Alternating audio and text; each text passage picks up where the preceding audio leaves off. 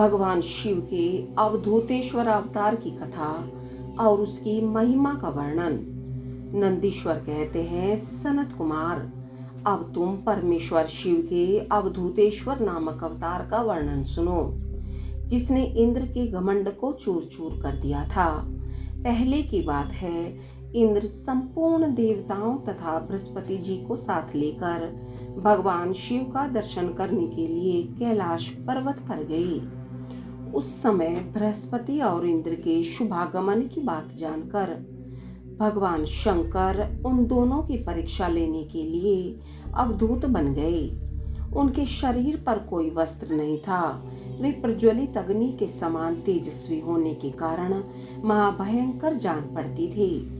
उनकी आकृति बड़ी सुंदर दिखाई देती थी। वे राह रोक कर खड़े थे। बृहस्पति और इंद्र ने शिव के समीप जाते समय देखा, एक अद्भुत शरीरधारी पुरुष रास्ते के बीच में खड़ा है। इंद्र को अपने अधिकार पर बड़ा गर्व था, इसलिए वे यह न जान सके कि ये साक्षात भगवान शंकर हैं। उन्होंने मार्ग में खड़े हुए पुरुष से पूछा, तुम कौन हो? इस नग्न अवधूत वेश में कहां से आए हो? तुम्हारा नाम क्या है?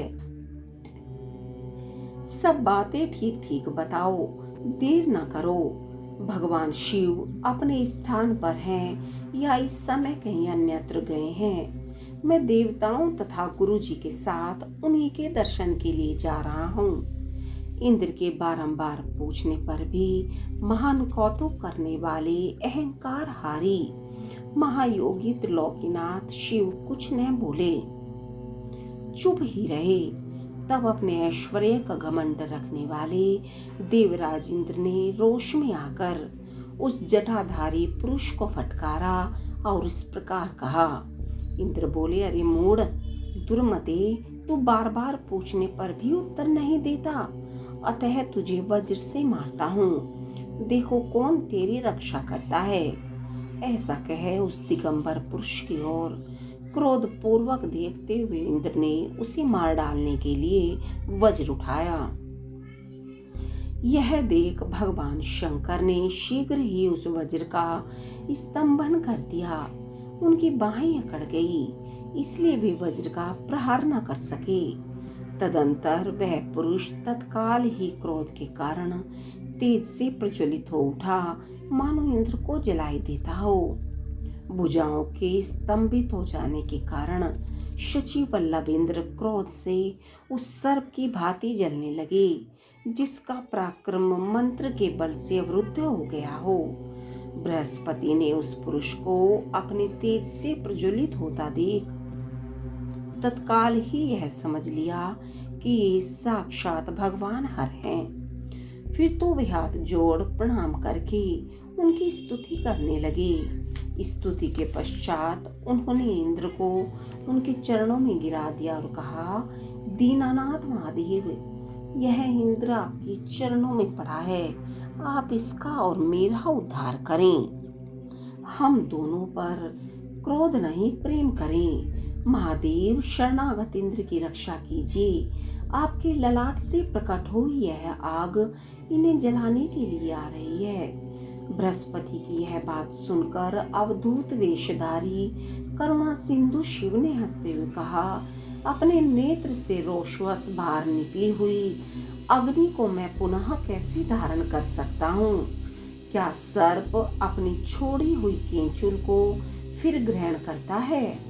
बृहस्पति बोले, देव भगवान, भक्त सदा ही कृपा की पात्र होते हैं। आप अपने भक्त वत्सल नाम को चरितार्थ कीजिए और इस भयंकर तेज को कहीं अन्यत्र डाल दीजिए। रुद्र ने कहा, देव गुरु, मैं तुम पर प्रसन्न हूँ, इसलिए उत्तम वर देता हूँ। इंद्र को जीवन दान देने के कारण आज से तुम्हारा एक नाम जीव भी होगा। मेरे ललाटवर्ती नेत्र से जो यह आग प्रकट हुई है, इसे देवता नहीं सह सकते, अतः इसको मैं बहुत दूर छोड़ूंगा, जिससे यह इंद्र को पीड़ा न दे सके। ऐसा कहकर अपने तेज स्वरूप उस अद्भुत अग्नि को हाथ में लेकर भगवान शिव ने सार समुद्र में फेंक दिया। वहां फेंके जाते ही भगवान शिव का वह तेज तत्काल एक बालक के रूप में परिणत हो गया, जो सिंधु पुत्र जलंधर नाम से विख्यात हुआ। फिर देवताओं की प्रार्थना से भगवान शिव ने ही असुरों के स्वामी जलंधर का वध किया था।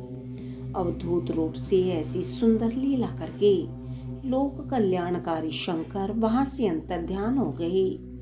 फिर सब देवता अत्यंत निर्भय एवं सुखी हुए। इंद्र और बृहस्पति भी उस भय से मुक्त हो उत्तम सुख के भागी हुए। जिसके लिए उनका आना हुआ था वह भगवान शिव का दर्शन पाकर कृतार्थ हुए। इंद्र और बृहस्पति प्रसन्नता पूर्वक अपने स्थान को चले गए। सनत कुमार, इस प्रकार मैंने तुमसे परमेश्वर शिव के अवधूतेश्वर नामक अवतार का वर्णन किया है, जो दुष्टों को दंड एवं भक्तों को परमानंद प्रदान करने वाला है। यह दिव्य आख्यान पाप का निवारण करके यश, स्वर्ग, भोग, मोक्ष तथा संपूर्ण मनोवांछित फल की प्राप्ति कराने वाला है। जो प्रतिदिन एकाग्रचित हो इसे सुनता या सुनाता है, वह यही लोक में संपूर्ण सुखों का उपभोग करके अंत में शिव की गति को प्राप्त कर लेता है।